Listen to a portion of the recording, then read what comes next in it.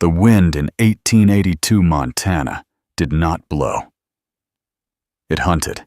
It came screaming down from the northern mountains like a living thing with teeth, swallowing the sky and burying the earth under a white rage. The plains disappeared. The trees bent low like they were begging for mercy. It was the kind of storm that erased men without leaving a mark behind. Luke Callahan had lived in Montana long enough to know the difference between a hard winter and a killing one. This was a killing one. The snow lashed against his face like sandpaper as he pushed Bess forward through drifts that reached her chest. His beard was crusted with ice. His wool coat was stiff with frost. He had already lost 3 calves that morning, frozen solid, standing as if they were still alive.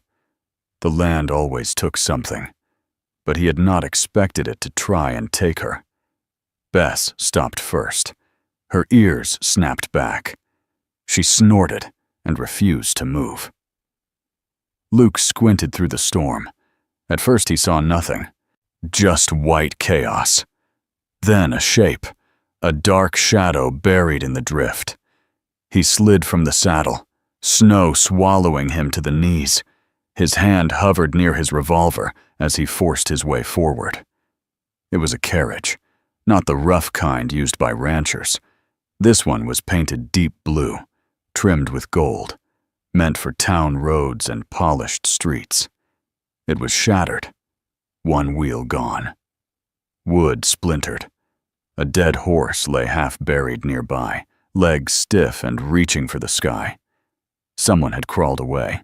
Well, Luke followed the faint drag marks through the snow. 20 steps later, he found her. She was face down, almost covered by the drift. Dark hair frozen to her cheek. Fine wool coat torn open. Silk stockings soaked and stiff with ice. She looked like she belonged in a ballroom, not dying in a Montana blizzard. He rolled her over. Her skin was blue, her lips cracked. He tore off his mitten and pressed his fingers against her neck. Nothing. He pressed harder. There. A faint flutter. Alive. He did not think about who she was or why she was there. He just acted. He wrapped her in his coat and lifted her. She weighed almost nothing, like carrying a memory instead of a person. Getting her onto Bess was a fight. The horse did not like the limp weight or the smell of fear, but Luke forced it. He climbed up behind her and pulled her tight against his chest. He rode blind through the storm. Every step felt like the last. Yet when his cabin finally appeared through the white fury, it looked like a miracle carved from ice. He dragged her inside and slammed the door against the screaming wind. Silence fell heavy. He built the fire first. Flames roared to life, filling the cabin with heat and light. Only then did he turn back to her. He cut away her frozen boots, peeled off silk stockings, removed wet layers before the cold could finish what it started. He worked fast and careful, eyes turned away when needed, and he wrapped her in his only blankets and forced a few drops of whiskey past her lips. "Fight," he muttered. "You fight now." Hours passed. The storm raged outside, but inside the cabin, the fire held. Near dusk, her eyes opened. Gray, sharp, afraid. She jerked back from him, clutching the blankets to her chin. "Easy," Luke said, holding his hands open. "You're safe." "Where am I?" "My cabin." Her gaze swept the room, the rifle on the wall, the rough table, and the scarred man standing near the fire. "Who are you?" she whispered. "Luke Callahan." She hesitated before answering. "Anna." The lie was thin. Luke knew it, but he did not push. The storm trapped them for 3 days. 3 long days in a cabin meant for one man. She moved differently than anyone he had ever known. Every word careful, every gesture precise. Even drinking from a tin cup, like it was fine china. On the second night, she broke. Fever dreams spilled her secrets. "Langley," she whispered in her sleep. "Father's ranch. They'll take it." Luke stiffened. Langley was not just a ranch. It was the largest spread in the territory. An empire of cattle and land stretching farther than most men could ride in a day. By morning, she told him part of the truth. Her real name was Victoria. Her father had died 2 months earlier. His foreman, Silas Morgan, had tried to force her to sign over the ranch when she refused, and he arranged the ambush that destroyed her carriage. He had meant for her to disappear in the storm. Luke listened in silence. Outside, the wind finally died. The world turned bright and deadly quiet. Then came the wolves, a whole pack, drawn by the scent of livestock. Luke went out to protect his mule and horse. Gunshots shattered the silence. He returned bleeding from a wolf bite, pale but standing. Victoria stitched his arm without trembling. Yet something shifted between them that night. Not fear, not gratitude. Something warmer. Something dangerous. The next morning, Luke rode to the ridge. He saw riders in the pass, 6 men. He found a leather tag in the snow. Morgan. They were coming. When he burst back into the cabin, Victoria saw the truth in his face. "They found me," she whispered. Luke barred the door, loaded the rifles, handed her a revolver. "They want you alive to sign papers," he said. "Oh, that gives us time." Gunfire came at dusk. Luke killed 2 before they retreated. Morgan shouted promises of return, and he meant them. The next day, Luke made a choice. "We're not hiding," he told her. "We're going to your ranch." Victoria stared at him. "To Langley?" "That's where this ends." She looked at the man who had pulled her from death without knowing her name or her wealth. He had saved a stranger. He did not know he had saved the richest woman in Montana. And now he was ready to fight for her land like it was his own. She nodded once. "Then we go home." Their horses stepped into the bright, frozen world. Behind them, the small cabin stood alone in the white wilderness. Ahead waited a war neither of them could escape. And Morgan was already waiting at Langley Ranch. The ride to Langley Ranch felt longer than the storm. The sky was clear now, wide and blue, but the snow still lay deep across the valleys. Luke rode ahead, his wounded arm strapped tight against his chest. The wolf bite burned under the bandage. Fever tried to creep into his bones, but he ignored it. Victoria rode behind him on Bess, her hand steady on the reins. She did not look like a frightened girl anymore. She looked like someone who had decided something. They reached the high ridge by late afternoon. From there, the Langley Ranch spread out below them like a kingdom carved into white earth. The main house stood large and strong, a stone chimney, wide porch, barns and bunkhouses scattered across the valley floor. But something was wrong. No smoke from the bunkhouse, no cattle in the lower pens. Only one thin line of smoke from the main house. "They're inside," Luke said quietly. Victoria's jaw tightened. "That is my father's house." Luke studied the tracks in the snow through narrowed eyes. 6 horses had come in. Only 4 had left the night before from his cabin. Morgan had gathered more men. Luke slid off his horse slowly. "We don't ride in. They'll be watching the main trail." He led them into a stand of aspens and hid the horses.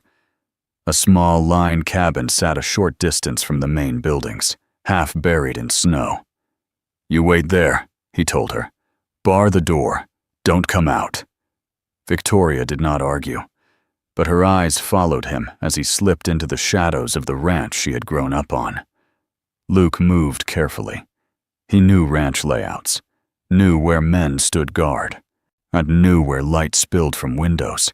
Voices drifted from the main house. Laughter, the clink of glass. Morgan's voice rose above the others. "She's dead," Morgan said. "Storm took her. I told you. The ranch is mine once the papers are signed." "And if she ain't?" another man asked. Morgan laughed. "Then we finish it proper." Luke's hand tightened around his revolver. Morgan had already forged papers. Already decided Victoria was a ghost. Luke started to move back toward the cabin. He needed to tell her, needed to make a plan. Then a sound behind him froze his blood. Crunch of snow. He spun. Victoria stood there, rifle in her hands. Her face was pale, but steady. "He is in my father's house," she said. "Get back," Luke whispered harshly. "Oh, you'll get yourself killed. I have been running since the carriage," she said. "I will not run on my own land." Before he could grab her, she stepped into the open yard. "Silas Morgan!" she shouted. The laughter inside stopped. The front door swung open. Morgan stepped onto the porch. He was broad, heavy, with a thick beard and cold eyes. For a moment he looked confused. Then he smiled. "Well," he said slowly, looks like the storm didn't finish you." Victoria stood at the bottom of the steps. "I am Victoria Langley," she said clearly. "This ranch belongs to me." Morgan's smile widened. "You should have stayed buried." Luke moved up behind her, revolver low at his side. Morgan's eyes flicked to him. "So that's the gunman," he said. "You're still breathing, Callahan." Luke did not answer. Morgan raised his rifle slightly. "This ain't your fight." "She's not alone," Luke said. But Morgan's men appeared behind him. 4 of them. Armed. Victoria lifted the rifle Luke had given her. Her hands did not shake. Morgan laughed again. "You won't shoot," he said. "You don't have the stomach." Silence fell over the yard. Snow drifted in thin curls across the ground. Morgan raised his rifle fully. Luke saw it first. He fired. The shot cracked across the valley. One of Morgan's men dropped. Gunfire exploded from the porch. Victoria ducked. Luke pulled her behind a trough and fired again.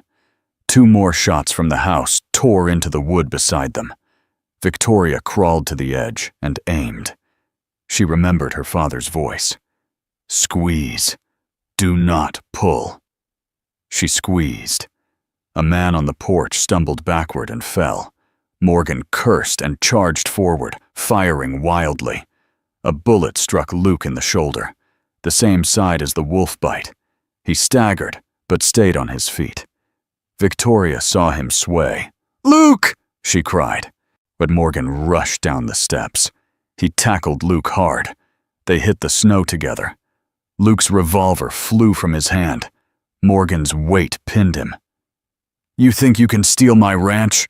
Morgan snarled at Victoria. Luke struggled, blood soaking into the snow beneath him. Morgan raised his revolver toward Luke's head. Victoria did not think. She ran forward.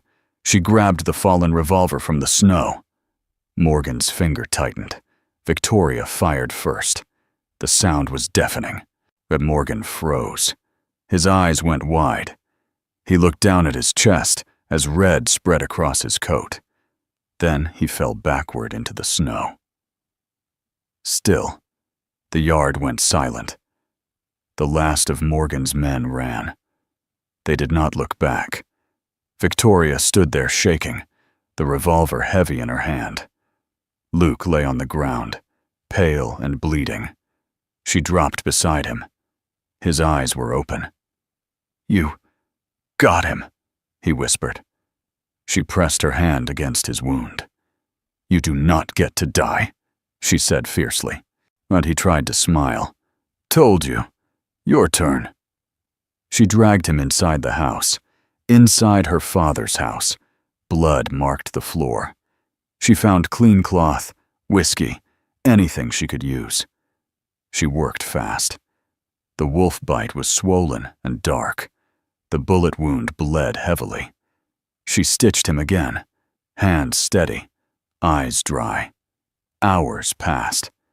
When she finally finished, she sank beside the sofa where he lay. The ranch was quiet. Morgan was dead. The land was hers again. But victory did not feel like triumph. It felt like survival. Luke opened his eyes near midnight. "You should have run," he said weakly. She leaned close. "If I ran," she whispered, "there would be nothing left worth keeping." He looked at her like he was seeing her for the first time, not as the girl from the snow, not as the heiress, but as a fighter. Outside, the wind moved softly across the valley. Inside, 2 survivors lay in the wreckage of war. And for the first time since the storm began, the land was quiet. Spring did not come gently to Montana. It broke the land open. The ice on the river cracked with loud thunder. Snow pulled back in dirty waves, revealing black earth and broken fence lines beneath. The world smelled of mud and meltwater, and something new trying to grow. Victoria Langley stood on the porch of her father's house and watched it all return. The ranch was scarred. Bullet holes marked the porch rails. One barn still leaned from fire damage, but it was standing, and so was she. Inside, Luke Callahan lay near the window where the sun could reach him. His right shoulder was shattered from Morgan's last shot. The wolf bite had nearly taken his arm. For 10 days he drifted in and out of fever, caught between this world and the next. Victoria did not leave his side. She forced broth between his lips, changed bandages, held his hand. When the nightmares came, when he finally woke fully, it was morning. The valley glowed gold. He stared at the ceiling a long time before speaking. "You should have let me die," he said quietly. Victoria did not look up from the ledger book in her lap. "No. That ranch is worth more than me." She closed the book. "The ranch is land," she said. "You are not land." He turned his head toward her. "You don't even know what I am." "I know exactly what you are," she replied. He looked away. "I killed Abe Selby," he said. "Your father's foreman." Morgan didn't lie about that. Victoria stood and walked to the window. The pastures stretched wide and empty below. "My father trusted Abe," she said slowly. "But my father also trusted Morgan. He did not always see clearly." Luke's jaw tightened. It was a fair draw. He went for his gun first. But I was faster. "And you ran," she said. "Yes." He did not hide from it. "I ran for 10 years from that saloon from Kansas. From my own name." Silence settled between them. Victoria turned back to him. "You did not run from me." He met her eyes. "I tried." She walked to the side of his bed. "You stayed," she said softly. "You fought for me. You nearly died for me." His voice grew rough. "I brought blood to your doorstep." "You brought justice," she answered. Outside, the ranch hands began to return. Word had spread that Morgan was dead, and the Langley girl had taken back the land. Old men who had worked under Arthur Langley rode in one by one. A cook named Jeremiah, a quiet foreman named Silas Brown, who had been pushed out by Morgan.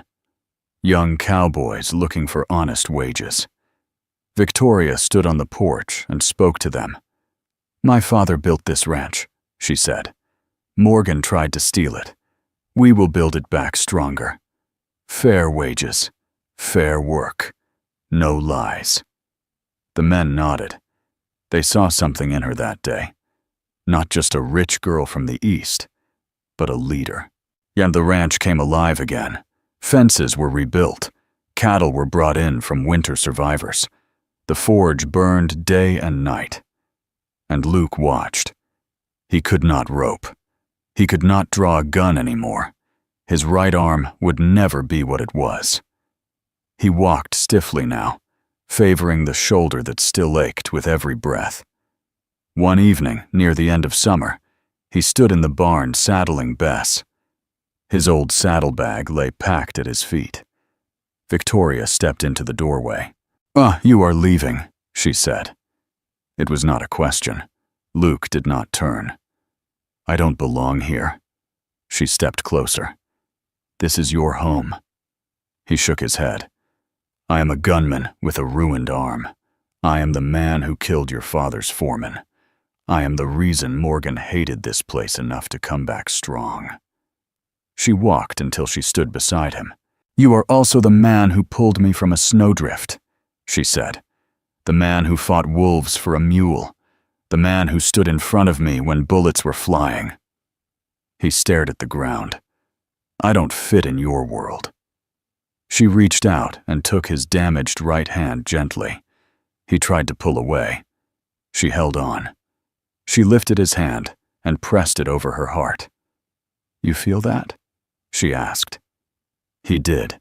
Strong, steady, alive. "You were my anchor in the storm," she said. Now it is your turn to stay." His breath broke. "I am broken," he whispered. She smiled faintly. "Good. So am I." He looked at her. No hesitation, no doubt, just truth. He let the saddle strap fall from his hand, and he stayed. Months later, the ranch was thriving again.